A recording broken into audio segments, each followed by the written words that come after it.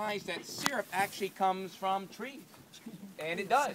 And if you get a bottle of syrup at the store and you read it, you're going to think, wait a minute, syrup comes from corn because it starts with high fructose corn syrup. That's not the case. If you look at all natural maple syrup, and this is ours that we might make right here at the farm, and you read the ingredients, the only thing in here is sap. That's it. It's just tree food. It's the sap from inside of the tree. And when we look at maple flavored syrup, you notice that it says syrup. It does not say maple syrup. It is illegal to say this is maple syrup if it's not real maple syrup made from just sap. I'm going to read you some of the ingredients. It's important to say, in case you handle this product at home, that there are a lot of chemicals in here. We wear special gloves here at the farm. And we had a time where we spilled it, and we called the hazmat team in, and they put those little buoys around it to make sure it didn't flow into the other areas on the farm. Here are some of the ingredients.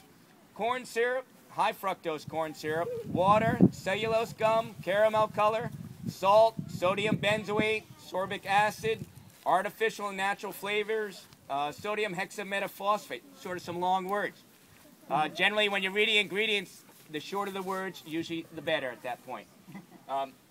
Here's what happens. In the fall, the sap of the tree heads south, and it hangs out in the roots all winter.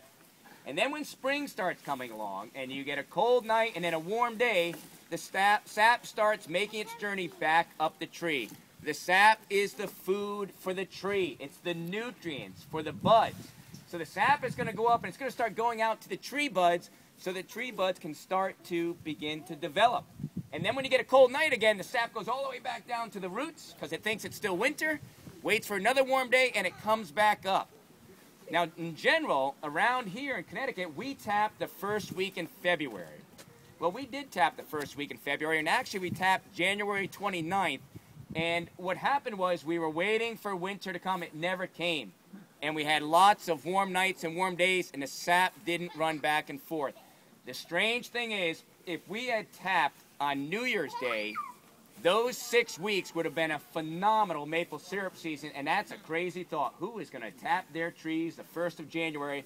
If we had done that, we would have had a phenomenal year. The weather was the 4th warmest on record, and maybe that's for the last 150 years. And that's great for a lot of things. It's not great for maple syrup, this part of Connecticut. Maybe it's good somewhere else. Hard for us to tell at this point.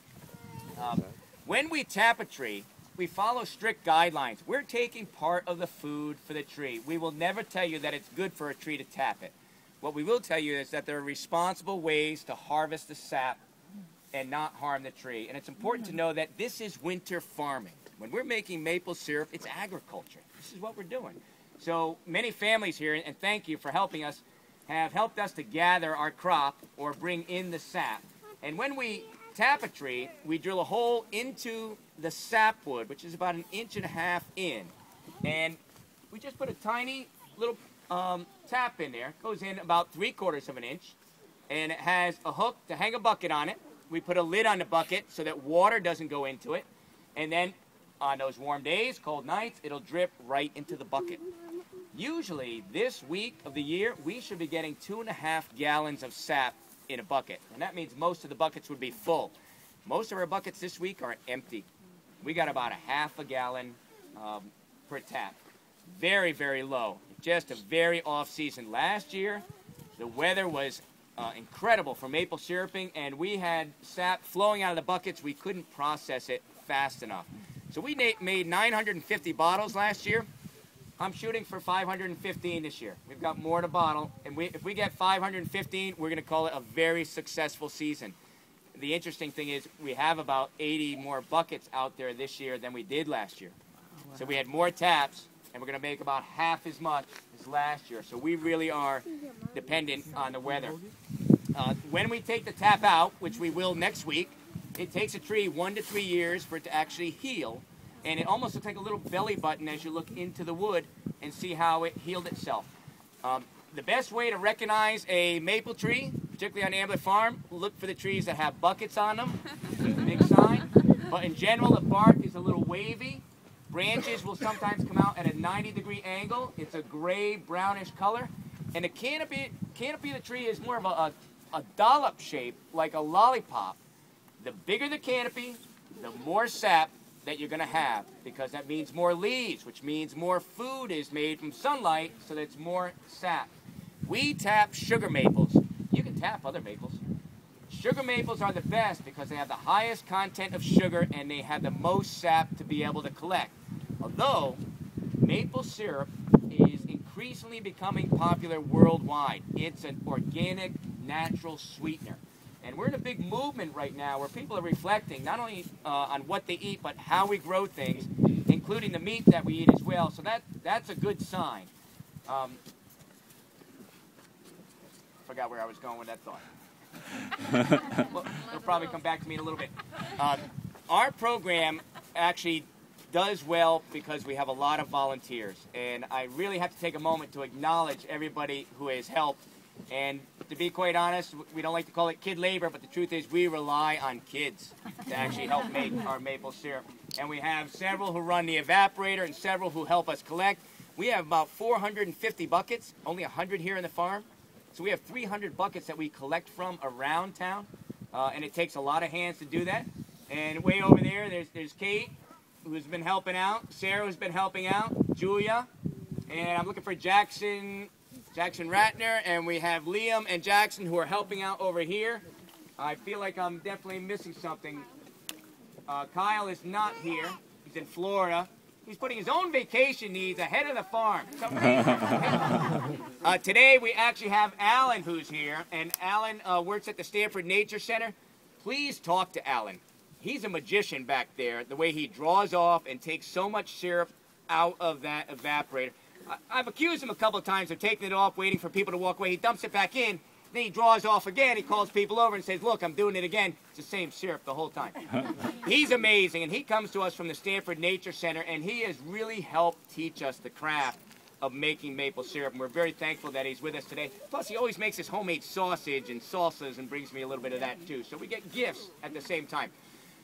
We want you to talk to us today and ask questions. This stuff is absolutely fascinating, and how nature helps us to make this food product, and we're eating the tree's food. So please talk to us. Sue Jean is actually over there doing sales, and Sue Jean runs our evaporator as well. She's waving her hand. So if you want to get a bottle of Ambler Farm syrup, don't wait. I don't think we'll have them any longer than June. We're definitely going to run out earlier than last year. Miss Sue is over here. Miss Sue's running the taste what? Station. Yeah, that thing. She's at the table over there with real and fake syrup.